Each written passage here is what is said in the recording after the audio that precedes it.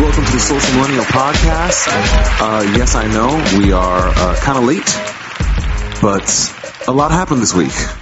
Trying to expand the brand, trying to get the brand strong, trying to get it brolic, gang, and a whole lot of other things. A whole lot of business getting done. I usually try to have this ready for you guys as a Friday morning commute if you're in the Northeast. And then, it's just available for whenever you guys want to partake. But let's get into it. Yeah, I'm super hype about Ghostbusters 2020. There's no real, that's just the working title, I guess, that we're using right now. But yeah, there is a Ghostbusters movie happening. It is not a sequel to Kevin Feige's Ghostbusters 2016 with Miss McCarthy and Miss Wig. It is not a sequel. This is a continuation of the original Ghostbusters movies by Dan Aykroyd and Harold Ramis, starring Bill Murray, Dan Aykroyd, and Harold Ramis. I'm super hyped.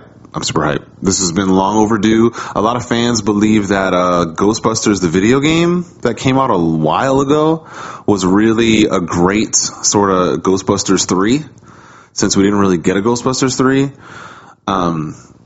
But yeah, I'm super duper hype, super interested, super intrigued as to what's going to be going down with this story, because the original Ecto-1 is coming back. Reportedly, we've got cameos from some of the original cast members. This film is going to be sort of a passing the torch kind of film. So yeah, I'm super hype. Ghostbusters 1 and 2 were a big part of my formative years. I remember Ghostbusters the cartoon. It was lit. For those who haven't seen Ghostbusters 1 and Ghostbusters 2, please go out and see it. I feel like they hold up very, very well, especially Ghostbusters 1. Bill Murray, at his best. I mean, arguably, he's had other films where he's crazy funny. But man, playing the snarky, quippy Egon, it's great. It's wonderful. The everyman, the skeptic, it's fire. It is fire. The movie is fire.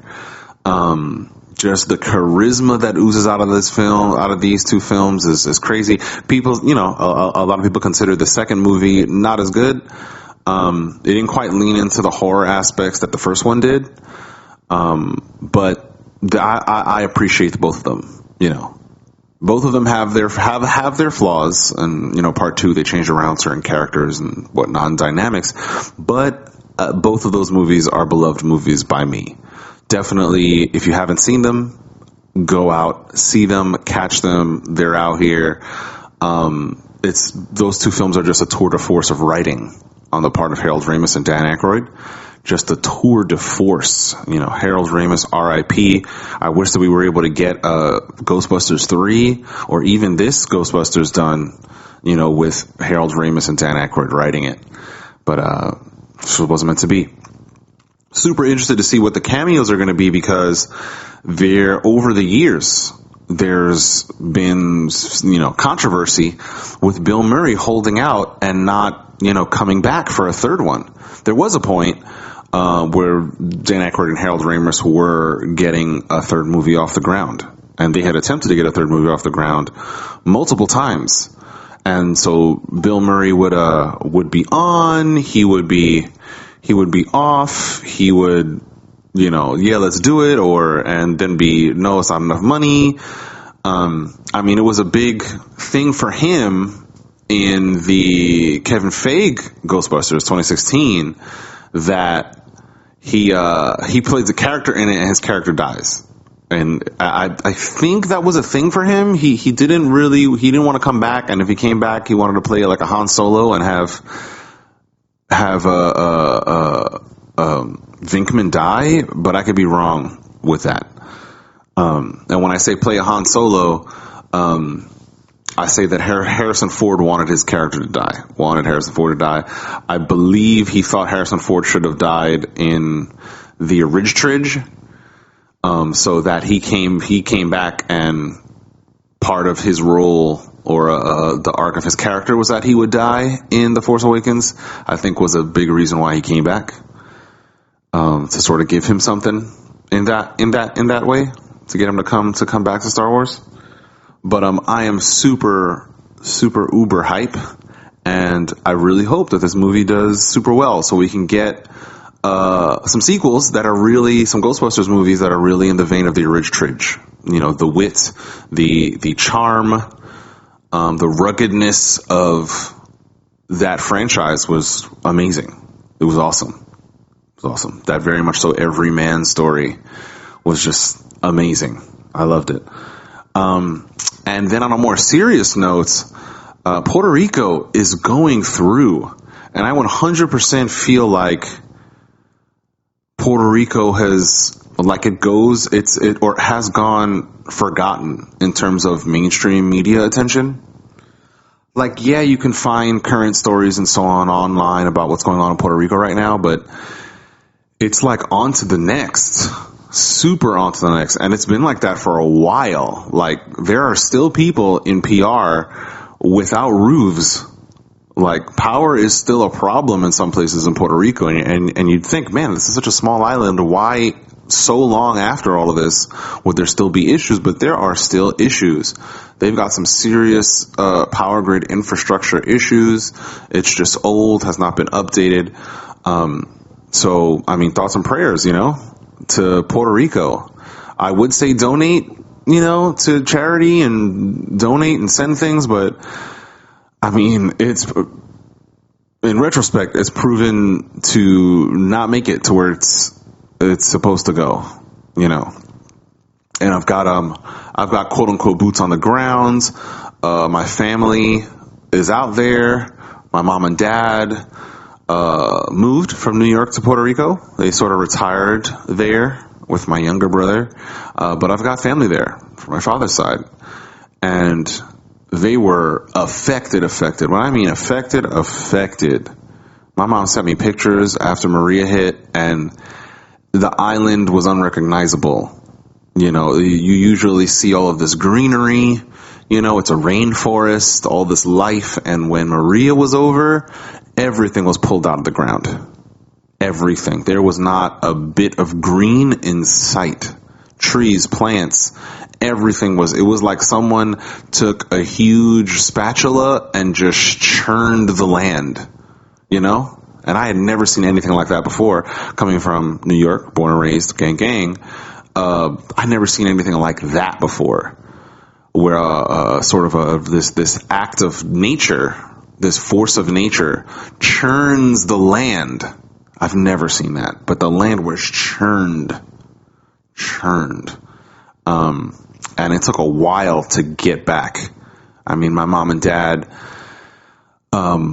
it sort of worked out for them a little bit because they live in the mountains. But it worked out for them in that way where the damage to sort of their house and their property was not as bad as it could have been. But, then they were at a disadvantage because they live in the mountains. It took a while to get the power up, back on up there. And they were, on generators and trying to buy water. My mom told me it was like the apocalypse, like Mad Max, like end times. I mean, you're on a line to try to get gas, people standing on line with just containers trying to get gasoline. You couldn't get anything shipped in. You couldn't ship anything out. Trying to get food, trying to get water was a problem. Everywhere ran out because shipments were not coming in the way that they needed to be. Walmart, things like that were not getting restocked. It was dire times. And for some, it's still dire times. I mean, so many emigrated.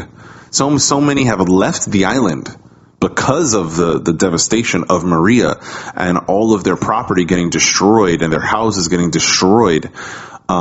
It was just a mass exodus out of Puerto Rico, to sort of, spend time with family in the States or just go to the States and get some security because, your land was destroyed and your property was destroyed because of the hurricane. I mean, I'm not even going to touch on the death toll and the ball that was dropped with counting those numbers and being able to bring closure to hundreds and hundreds and hundreds of families.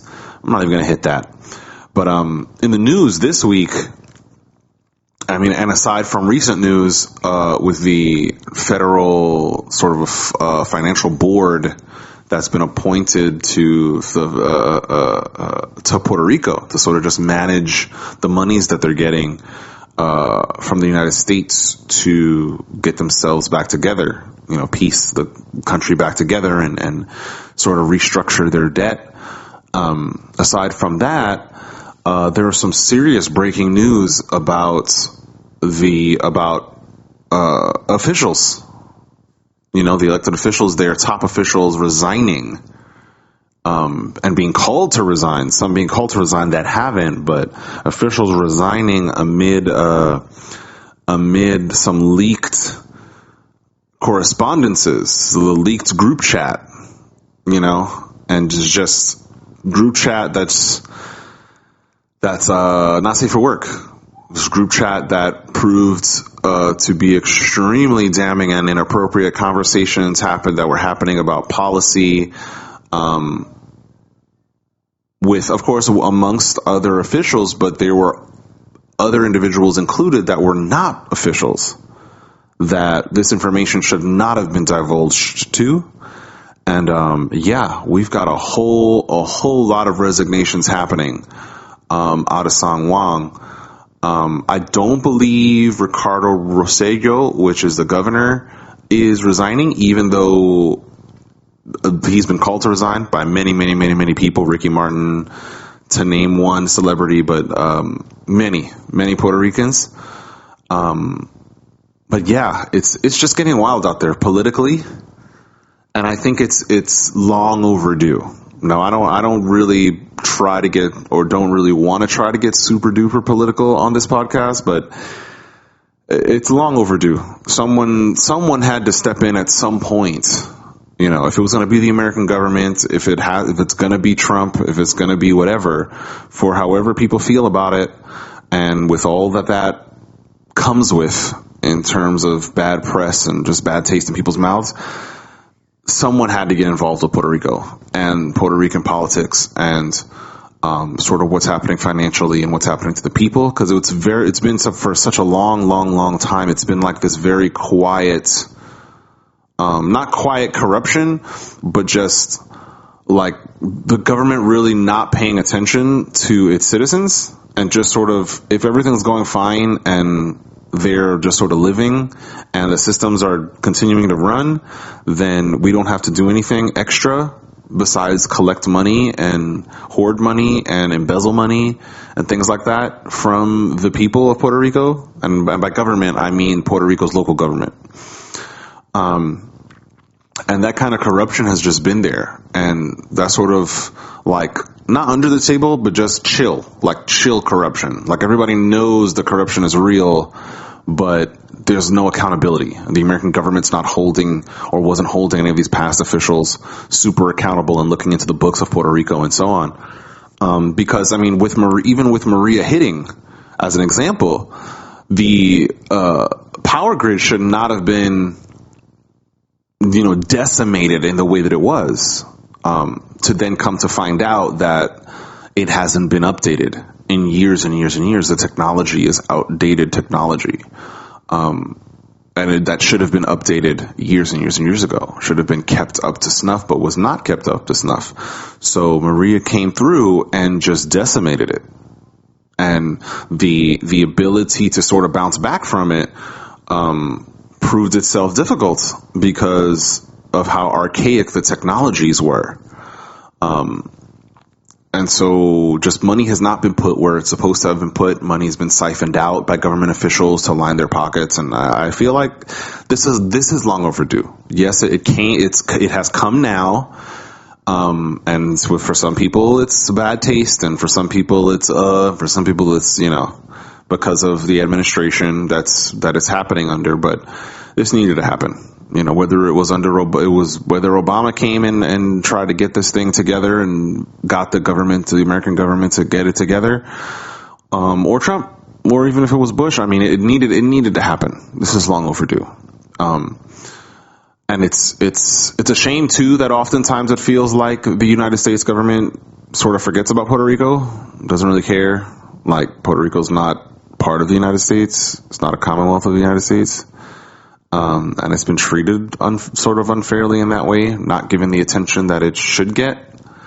But it is what it is. I mean, I can't really change the past, and there are certain stigmas going on with certain kinds of peoples and certain ilks, and we live in this world in reality, and it's shameful, but it is what it is for now. Hopefully, we pray that it won't be like that for forever. But yeah, it was really, sad. And my mom, I'm in contact with my parents, heavy. Like, I'm always in contact with my parents. And they're always like, when are you going to come down? When are you going to this? Super in contact with them. And they've just been giving me that boots on the ground, play by play of what their life is like, or was like. It's a bit better, but, for their part of the island, but there's still many, many families who don't have clean water, who the roofs of their houses are still destroyed, things like that. They're still displaced, and many, many more that are still displaced, from their homes. So just, keep it alive. Keep Puerto Rico alive, to people, so that they know that there are still many people suffering. In the same way that Flint, there are still people suffering, and water's not clean out there. Don't forget Flint either.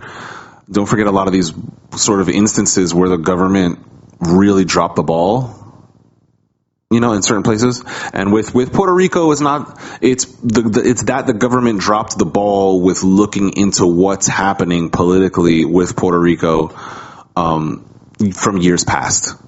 The government doesn't, they don't control the weather and what happens and the sort of stages and power of certain hurricanes. They can't control that, of course. They can't do anything about that. But it's the response after and sort of the care before. So Flint, government should have stepped in a long time ago. That's another dropped ball. And Puerto Rico, government should have stepped in. An American government should have stepped in a long time ago.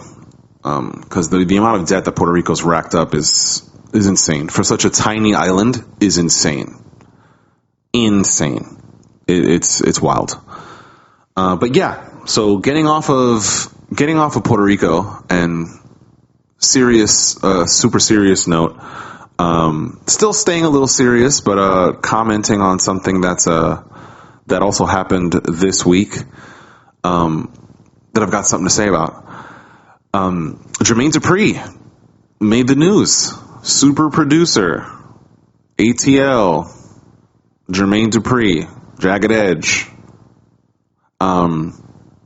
ex-husband to Janet Jackson, made the news because of his comments regarding the state of female hip-hop. And these rappers clap back, like, real quick, which is great.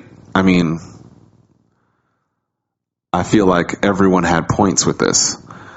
The hate towards Jermaine Dupri, the level of hate towards Jermaine Dupri because of these statements, I don't really identify with. I really don't think, don't think it's beneficial to try to cut down Jermaine Dupri. Because this guy did his thing, made his money. He was a powerhouse in his industry. So I'm not really with that, trying to down Jermaine Dupri because of his opinion and his perspective on it. And I'm not saying that because I'm a guy or because I'm against female rappers or the rap community, but just, I don't think it ever makes sense to down people for their perspective. You have your perspective, I have mine, and we can both have our perspective, and that can just be a thing. I don't necessarily have to down you for that.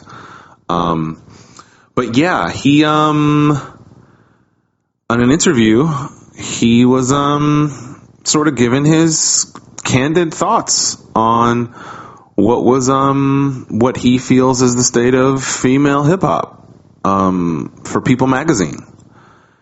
He quote, said that today's women's rappers sound like strippers, quote unquote. Part of that quote from People magazine is, I feel they're all rapping about the same thing. I don't think they're showing us who's the best rapper. For me, it's like strippers rapping. Yeah, he says, okay, you got a story about you dancing in the club. You got a story about you dancing in the club. You got a story dancing about you in the club. End quote. And I get what he's saying. Now, of course, this subject, I feel like he's generalizing, but I can also see why he's saying what he's saying. The mainstream is what the mainstream is for the most part. Of course, it's not all female rappers are like that. Not all of them work that angle or quote unquote work that kind of gimmick, for lack of a better term. Or not all of them are about that. That's not what they're about. But I can see what he's saying in terms of just what's happening right now at the top levels when it comes to sort of top 10 Billboard and things like that, and radio spins.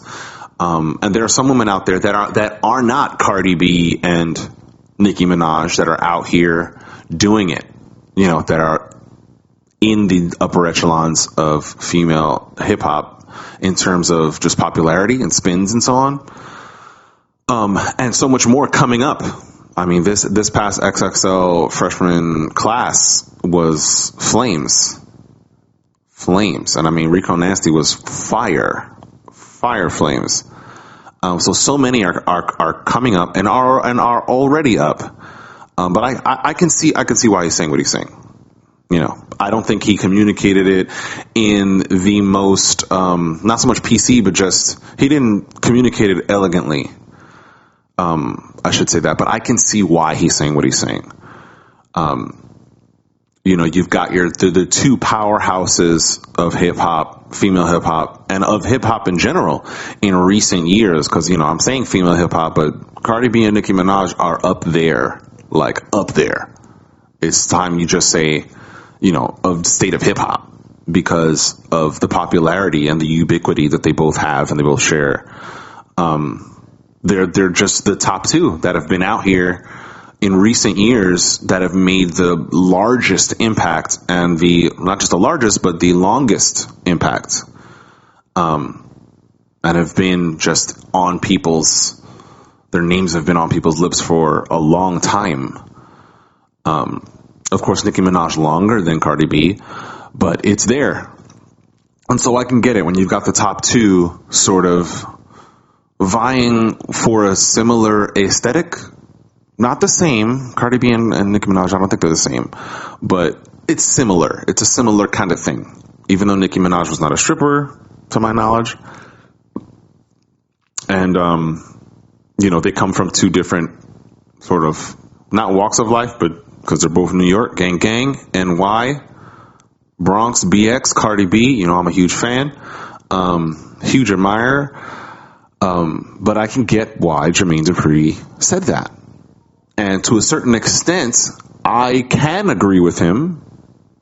And then from another perspective, I don't, because, he's speaking generally when he shouldn't be. There are plenty, as I said before, there are plenty of women in hip hop now that are fire. And there is a very diverse, there is a very diverse sort of landscape of hip hop, of women MCs, of female MCs right now, very diverse, that are out here with videos, albums, mixtapes, doing it. You know what I'm saying? And the sort of the rappers clapping back, Cardi B namely clapping back, has a very great point too, in terms of just Jermaine Dupri speaking generally, and it's really a great, in so many words, it's really a great commentary on what the mainstream is and what the mainstream isn't. Because, Cardi B sort of gives a little bit of an explainer of why she talks about this and why she talks about that in her rhymes and in her songs, why that's the subject matter. Certain subjects are the subject matter of her songs.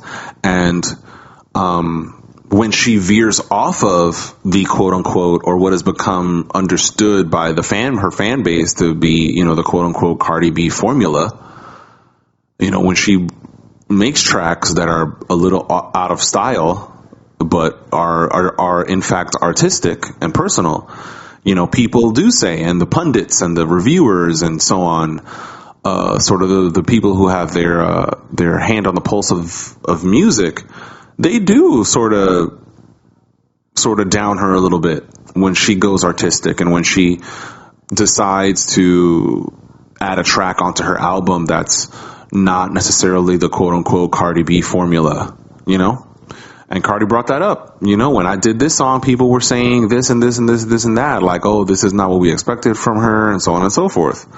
So she had a very great perspective too. I feel like all of the voices that are talking about this, even Jermaine Dupri, have very great, very valid perspectives and very valid points. Because, and I touched on sort of the state of consumerism and the state of the marketplace of female hip hop, not just the marketplace of hip hop, but it also rings true too for the marketplace of hip hop in general, regarding sort of the subject matter that sells. But we're talking about female hip hop right now, just that sort of section. And if we're buying as consumers, as the listeners, if we're out here putting our time into tracks by artists that exude a certain kind of bravado and talk on certain subjects, and that's just what we keep spending our money on and spending our time on and listening to and giving radio spins to and so on, then that's just what the state of quote unquote, for lack of a better term, quote unquote, state of the culture is going to be. Shout out to Joe Budden, Remy BX, New York gang gang.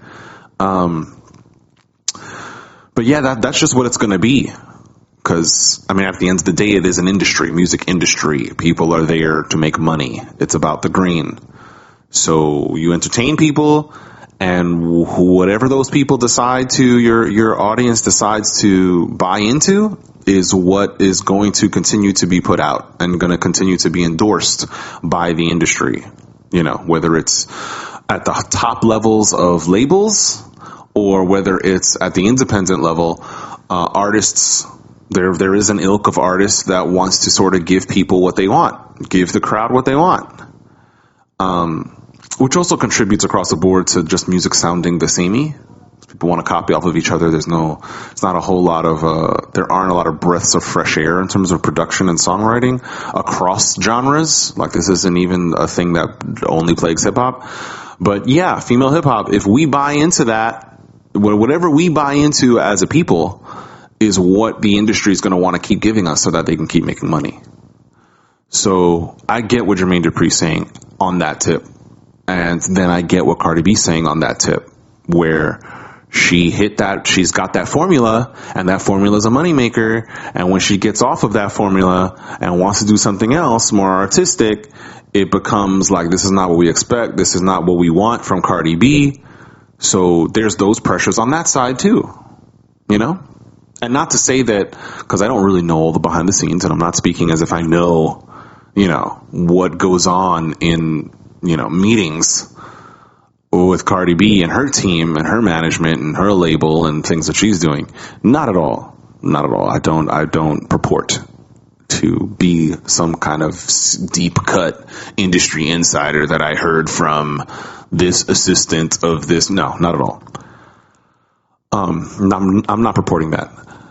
I can understand that those pressures to deliver, and I'm not even trying to say that Cardi, her formula and the subject matter that she's most known for is something that's not of her own design. I'm not even saying that. I can't. I don't believe she's being, pushed to super hard to try to put out an image that she doesn't want to put out, for the most part, though I don't really know behind the scenes. but it seems genuine. You know, her formula, her mode of delivery, her subject matter seems very, very genuine and from the heart and from things that she's lived and through the lens of a person who's lived that kind of a life. So it makes sense.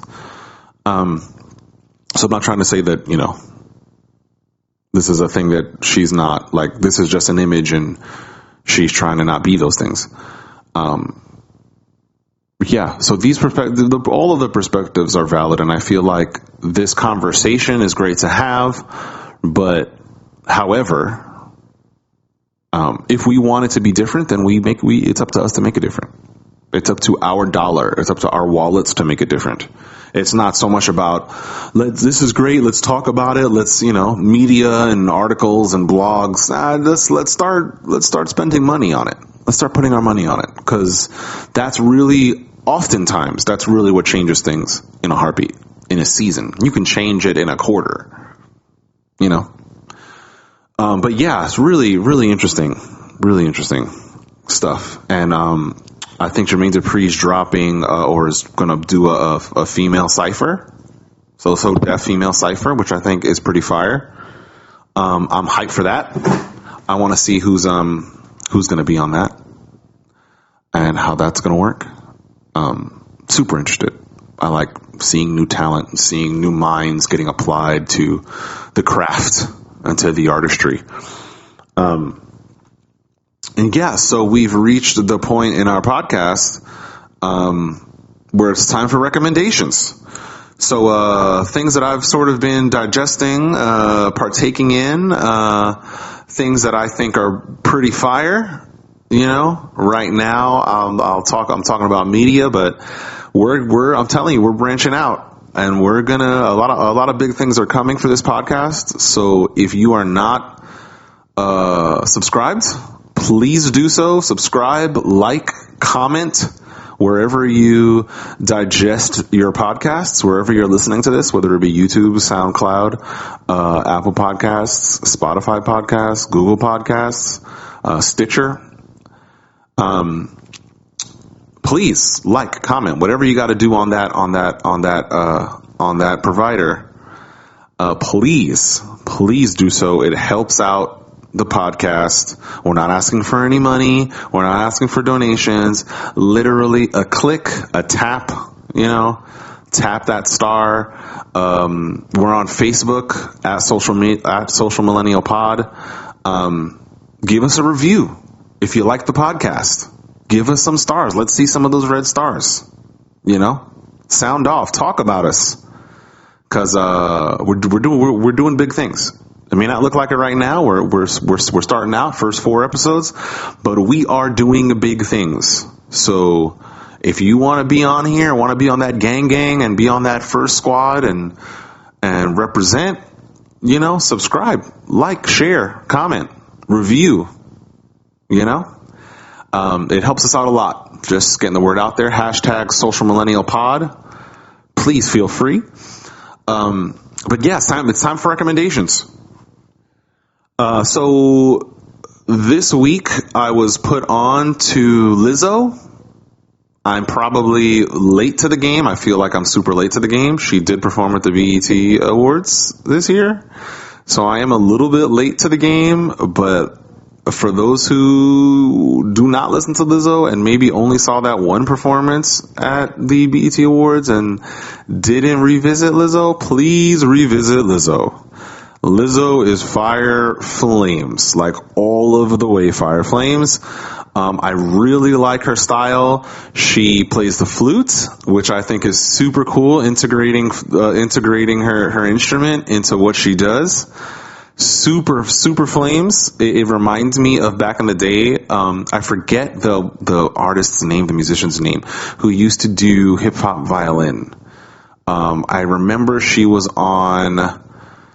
performed on 106 in Park back in the day. I'm showing my age, right? Showing my age, but back in the day, she performed on 106 in Park, and she was on, if I'm recalling correctly, Twista, one of Twista's tracks, and the video.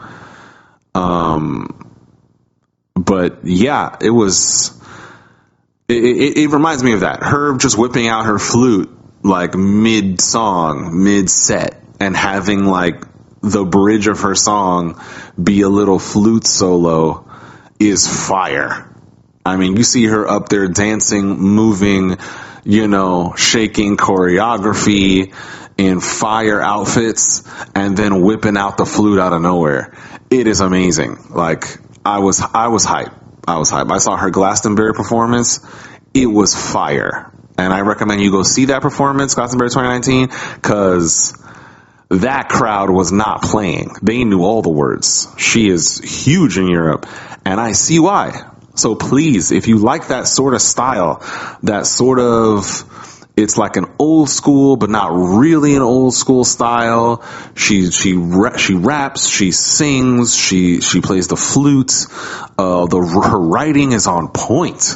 These songs are on point. Like, it sounds like these songs are gonna stand the test of time, even if not all of the tracks on her albums are even if they don't go platinum. I visited these albums, and man, I feel like I can visit them for 20 years and just keep revisiting them. They're really great, really great. So please check out Liz, not Liz space O, it's Lizzo, Lizzo. When I was first, when she was first brought to my attention, that's what I thought it was. I thought it was Liz O, like Stevie B, and Johnny O. No. It is Lizzo, Lizzo. Please, I mean, fire music that she's making, doing big things, and I really just hope that she continues and grows and goes crazy platinum, and everything she does just continues to be fire and continues to be blessed and christened and favored, because that's some real artistry there. She's a real artist, and I'm glad that we still have real artists out here, gang, expressing themselves, because I think the world needs it. The world needs different perspectives. The world needs different kinds of people, different walks of life doing their thing. I think everyone benefits and everyone thrives when that's happening. So definitely check out Lizzo. Then I've got another recommendation, something that I revisited. I revisited Ultraviolet, which is a film that came out, what year was this? I don't think it was a super long time ago. Ultraviolet, what year was this? This is, I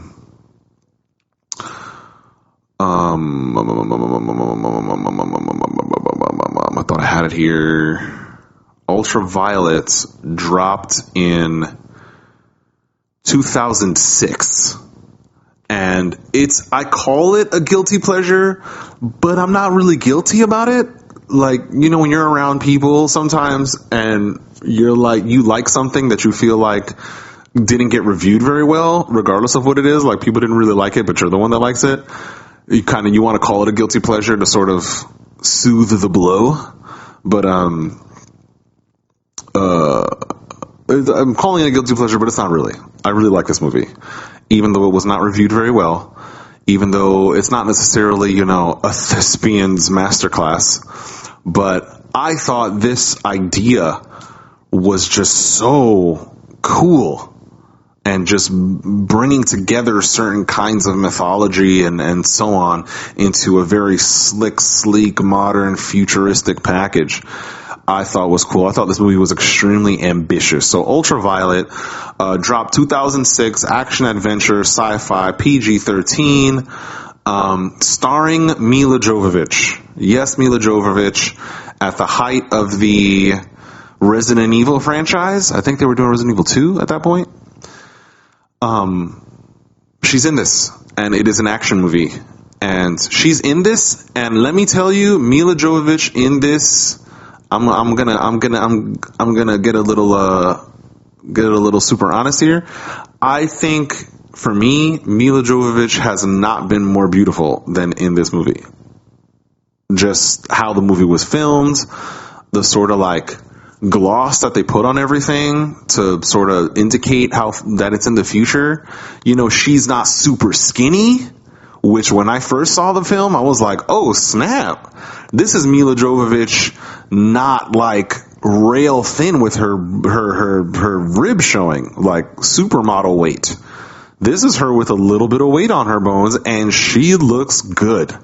Let me tell you, she's really great at action and just performing action, which I think is super cool and super odd in like a really great way, because she's this sort of model. She's got this model look and model build, but her execution, like her physicality is really there, like her coordination and all that. It just looks good.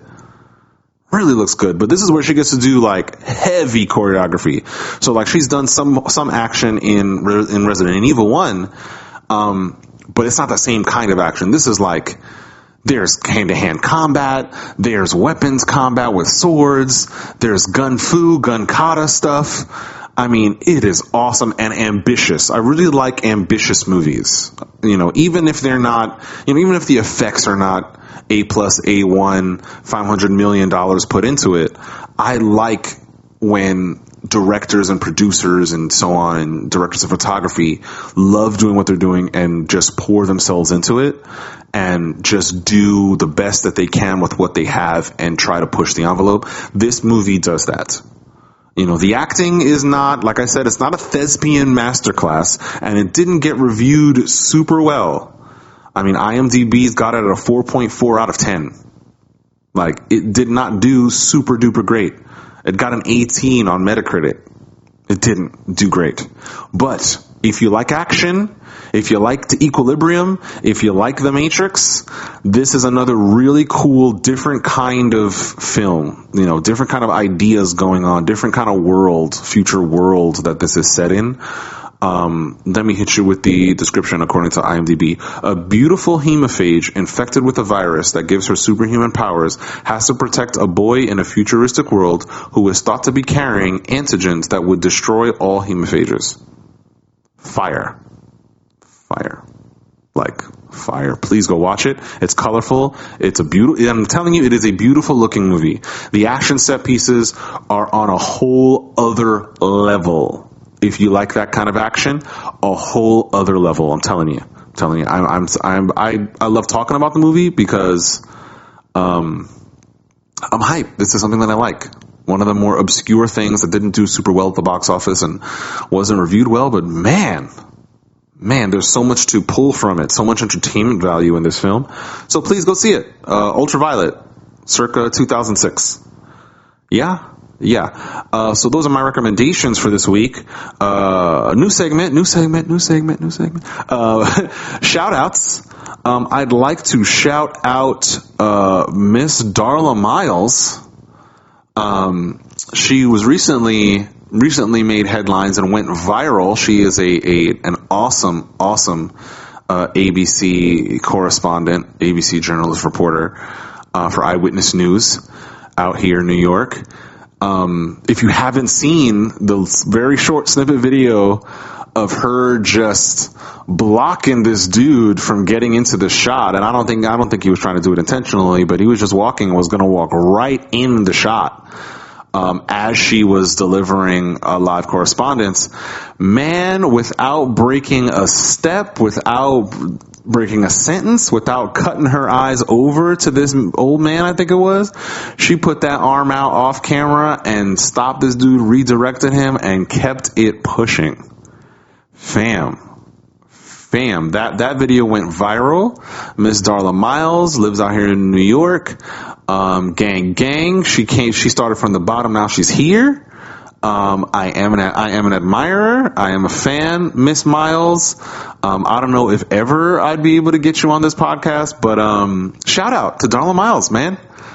Catch her on Eyewitness News. She does great work. She's out here representing, out here covering New York. So that's one shout out. Also shout out to Cardi B, gang. Ow, Cardi B. I am a super big fan. BX, Bronx, we out here. I always support my people. Just thank you for not giving up. Thank you for continuing on, regardless of what's going on, regardless of what people are saying. We are proud of you in the Bronx, despite what people say, despite what mainstream wants to say when you do certain things or say certain things or whatever, and people, want to be fickle. Thank you, because you're doing your thing, and you're another light for the Bronx. Thank you. And I think at some point during the tenure of this podcast, I'll probably do a Bronx episode, and I'll probably do a New York episode.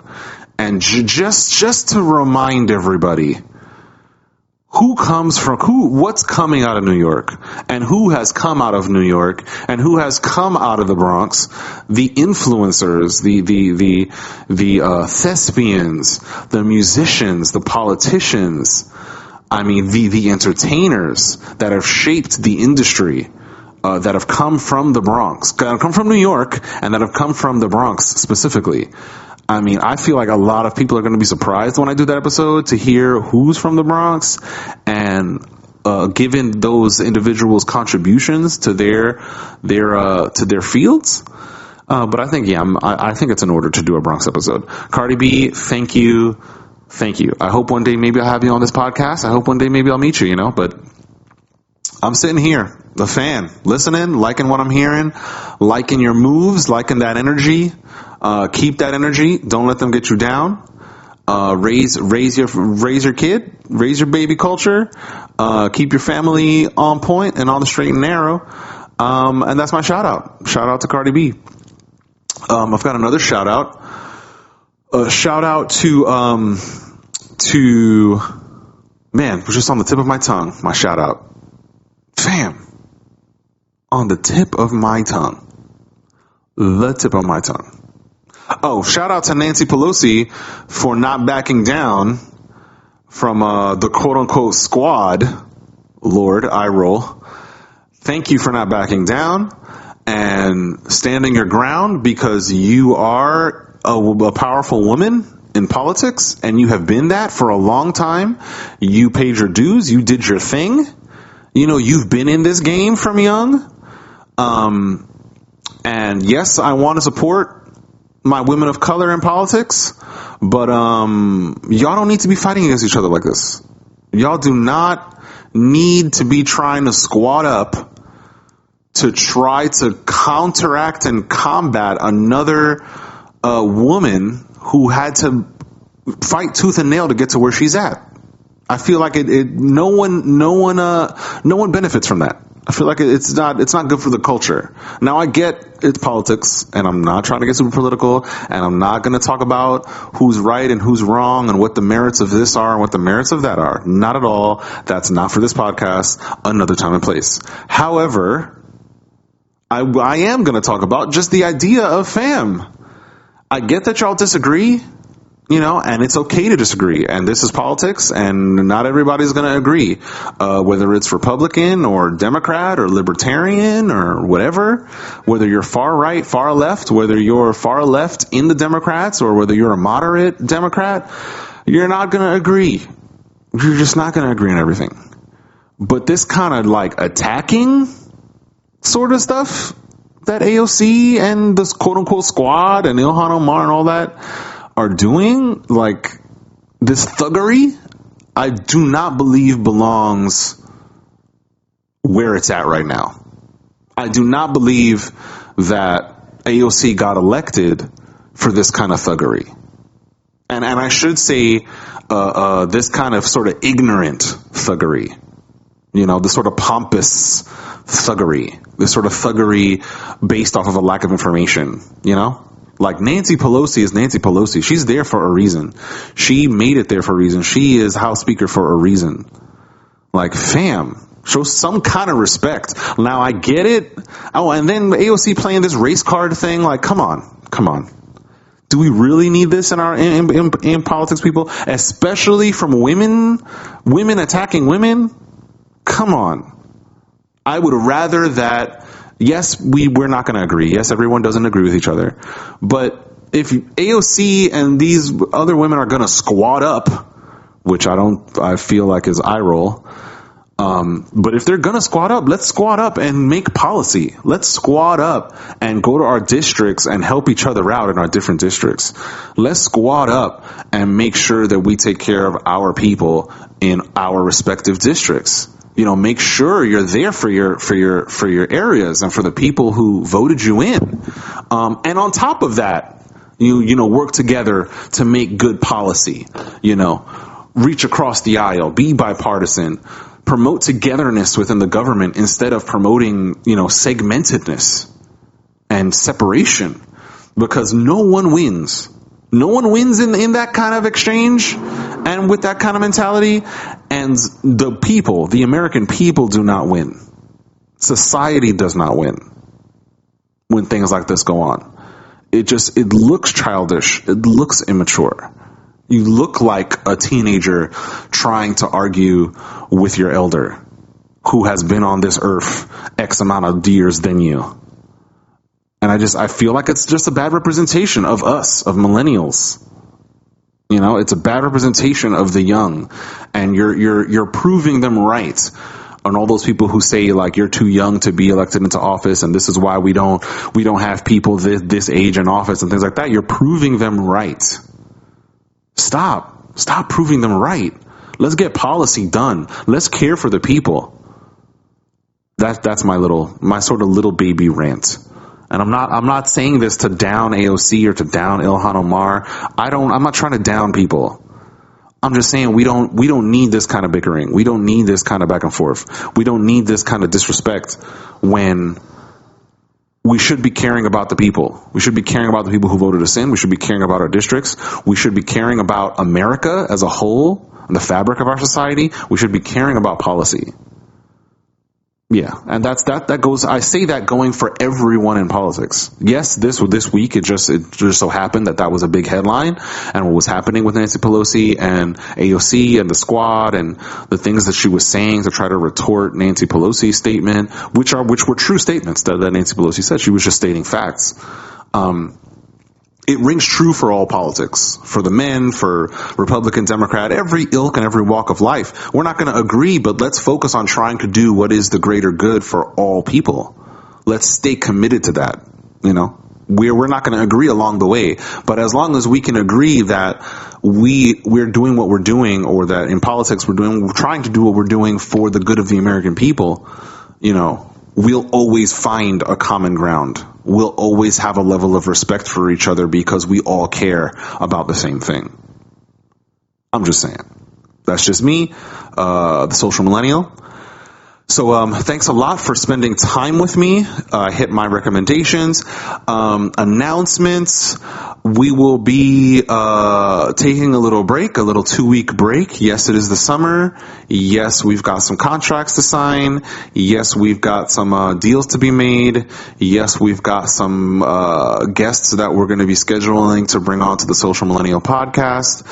Yes, we're going to be bringing you more podcasts under the Marcus Peña Presents banner. Because if you haven't noticed, it is Marcus Peña Presents the Social Millennial Podcast, and I am Marcus Peña. So, yeah, stay tuned for that. Look out for that. There will be more podcasts covering various subjects under the Marcus Peña Presents banner. If you want your podcast to be under the Marcus Peña Presents banner, by all means, shoot us an email, the Social Millennial Podcast at gmail.com. Catch us on Instagram, Facebook, YouTube, the Social Millennial Podcast on YouTube, on social medias, at Social Millennial Pod for everything. Instagram and Facebook. We're not on Twitter yet, but we are going to be getting there. I know I said it before. It's going to happen. We just have a lot of stuff that we're putting into place over the next 2 weeks, and a little bit of R&R, but a lot of stuff that we'll be putting into place over the next 2 weeks that are just sort of laying a great foundation for other things that are coming in the future. So most certainly, like I said, subscribe. Give a comment, please. Your comments help. If there's anything that you want us to cover that we did not cover, that you kind of sort of want to hear my take on, or rant on, or what have you, most definitely leave it in the comments. Most definitely DM us at Social Millennial Pod. Most definitely Facebook message us at Social Millennial Pod. Most definitely leave a comment at Social Millennial Pod and on YouTube and Google Podcasts and things like that. Definitely review us, please. Those stars really help us out. Really let us know that you care. Really let us know that you want to hear more from the Social Millennial Podcast. And we're growing, so it's going to be fire. We've got more segments coming up. We're going to be touching on cooking. We're going to be expanding a lot of what we're doing. So most certainly stay tuned with us. We'll see you in 2 weeks. Peace.